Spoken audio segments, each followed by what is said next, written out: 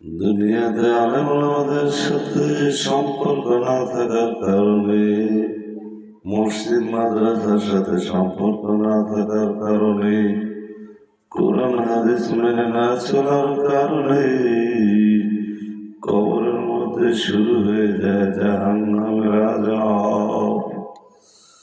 কেমন ভয়ঙ্কর আযাব!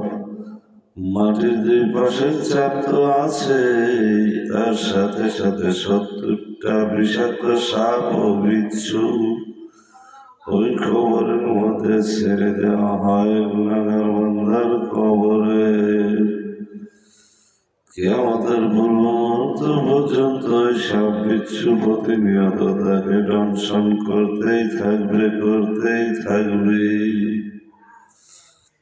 ও মুসলমান বেনামাজি, কেমনে কবরের আযাব সহ্য করবা?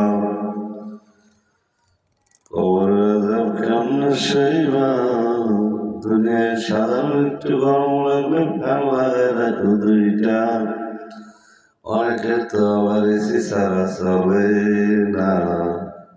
কবরে কেমনে সাপ বিচ্ছুর কামড় সহ্য করবা? একটু মন দিয়ে ভেবে দেখো,